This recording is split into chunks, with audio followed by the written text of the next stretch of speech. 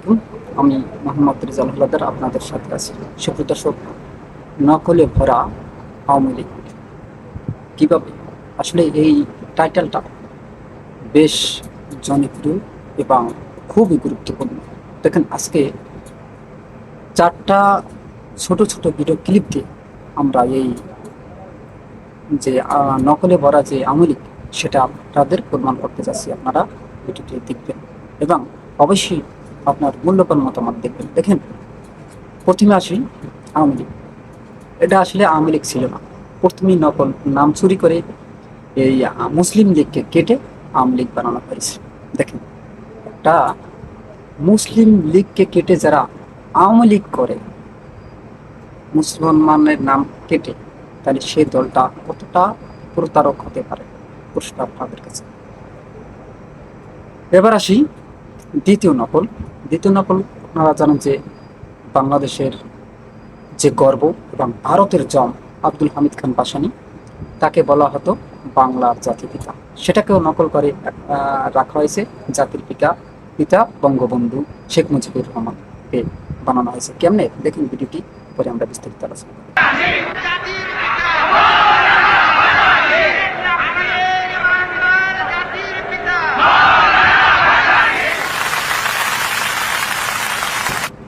এবার আসি এই যে বঙ্গবন্ধু নামকরণ, সেটাও নকল। সেটা আসলে বাংলাদেশের ছাত্র নেতা তোফায়েল আহমেদ, তিনি ভোলার, তিনি নামকরণ করেছেন।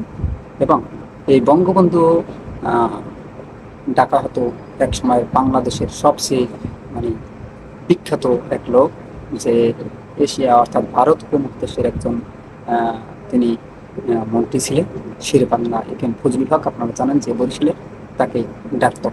যাই হোক, সেটাকেও তারা নকল করেছে বঙ্গবন্ধু। যাই হোক, এটা ডাকতে পারে, এটা কোনো সমস্যা না, কারণ এটা তোফায়েল আহমেদের নামটা দিয়েছে। তবে এই যে বঙ্গবন্ধু মানে মানুষকে মানে বাংলার বন্ধু বানানো হয়েছে, এটা কিন্তু বেশি একটা না। তারপরও ওই যে শেরে বাংলা ফজলুল হকও তার এলাকার মানুষের বন্ধু তাকে ডাকতো, এই জন্যই তিনি বাংলাদেশের আর কি খুব মানে তিনি উপকার করেছিলেন। এবং আপনারা জানেন যে বাংলার প্রতি তার একটা টান ছিল, ভালোবাসা ছিল, এবং তাকে আরও ডাকতো। আপনারা জানেন যে বাংলার পাক শেরে বাংলা এখানে ফজলুল হক এটাও ডাকতো, কারণ তার শক্তি সামর্থ্য ছিল অনেক। যাই হোক, যে প্রসঙ্গগুলো আমরা আসি যে আওয়ামী লীগকে নকলে করা, দেখেন এটা একদম সত্যি এবং পরিষ্কার। দেখেন, যখন এই বঙ্গবন্ধু শেখ মুজিবের সপরিবার সহ তার পরিবারকে হত্যা করে, এতে শুনেছি আমরা নিজের ডালিম সহ তারা অনেকে আসে। আসলে কেন মানে এই ঘটনা ঘটেছে সেটা হয়তো বা আমরা কম বেশি সবাই জানি, আমরা সেদিকে যাব না। তার পরিবার হত্যা করার পর এই যে শেখ হাসিনার যে পরিবার সবাই পালাতক ছিল যে যার মতো, হয়তোবা তারা বাংলাদেশে থাকলে তাদেরকেও হয়তো হত্যা করত, সে প্রসঙ্গ আমাদের না। তারপর যেহেতু তিনি রাজনীতিতে ফিরছেন, কাদের মাধ্যমে ফিরেছেন? ফিরছেন জামাতের মাধ্যমে। যাই হোক, জামাতের সাথে যোগ করে তারপর ক্ষমতায়ও গিয়েছেন। যাওয়ার পর তাদেরকে আবার কাটছাড় করা হয়েছে। কাটছাড় করে 17 এই প্রায় দীর্ঘ 17 বছর ধরে মানুষের মানে মানুষকে শোষণ নিপীড়ন করতে করতে মানুষকে অতিষ্ঠ করে ফেলেছে। দেখেন, তার প্রাকৃতিক আপনাদের কিছুটা দেখে কতটা নির্মমভাবে মানুষকে মারা হতো। দেখেন,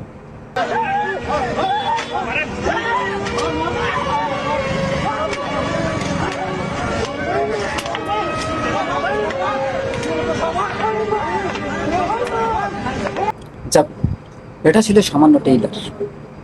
মূল পিকচার আবে বাকি। সেগুলো হলো, তারা সবসময় এই যদি ক্ষমতা আসতো, তাহলে ইতিহাস বিকৃতি করার একটা তারা লিপ্ত থাকতো।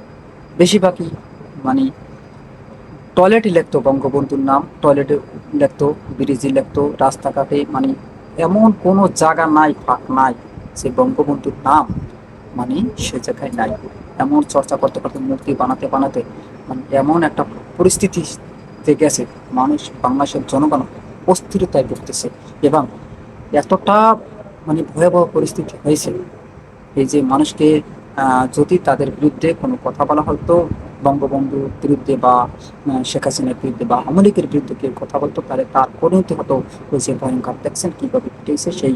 এবং মানুষকে অহেতুকভাবে ডিজিটাল আইনের মাধ্যমে গুম করা হতো, খুন করা হতো, আয়নাগারে নিপীড়ন করা হতো, নির্যাতন করা হতো। মানে তারপরও মানে রক্ত পিপাসু এত পর্যায়ে চলে গিয়েছে যে মানুষকে হত্যার পর হত্যা করা শুরু করেছে। ইলিয়াস আলী সহ বিভিন্ন নেতাকর্মীকে গুম করে হত্যা করেছে, তাদেরকে আজও এখন পর্যন্ত ফিরে পাওয়া যায়নি।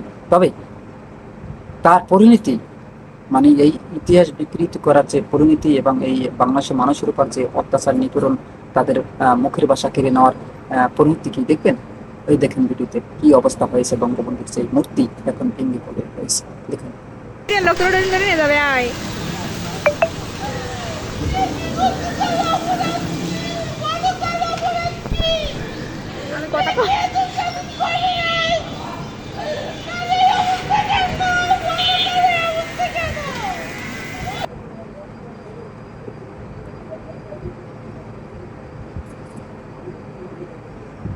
যাই হোক, আমরা যে প্রসঙ্গগুলো নিয়ে আলোচনা করি, আসলে বাংলাদেশের রাজনীতিতে যে বঙ্গবন্ধুর কোনো অবদান নেই বা আওয়ামী লীগের অবদান নেই, আসে, অবশ্যই আছে।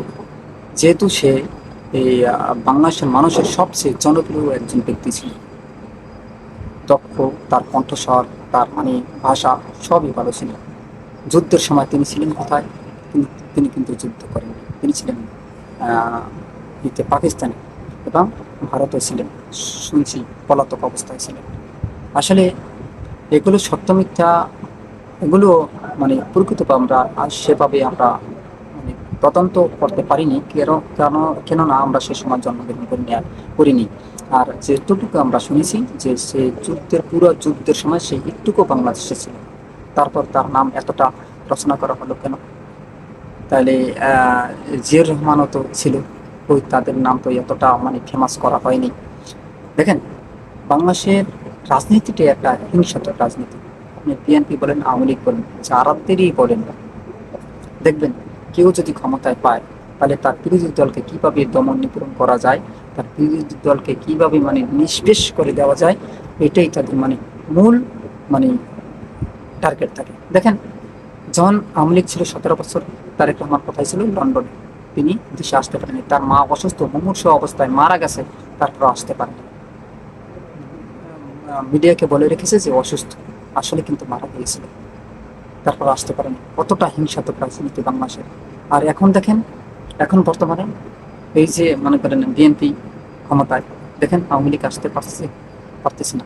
অনেকের মা বাবা মারা গেছে, মারা যাইতেছে বাংলাদেশে, কিন্তু তারা শুধু ওই বিদেশে বসে চোখ পাখি দেখতেছে। ভাই, আমার রাজনীতি কেন হবে? এই হিংসাত্মক রাজনীতি কেন হবে?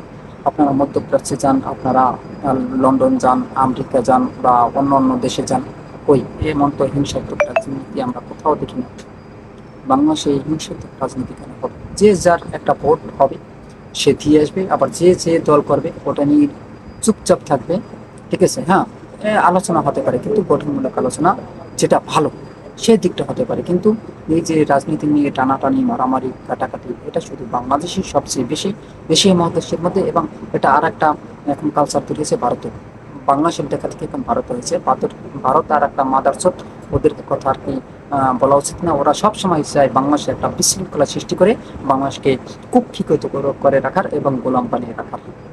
আসলে এই যে মহান মুক্তিযুদ্ধ 1971 সালে হয়েছিল, সেই যুদ্ধ ভারতের স্বার্থ ছিল সবচেয়ে বড়, কারণ দুটো দেশকে যদি বিভক্ত করে ফায়দা লুটার একটা পরিকল্পনা ছিল।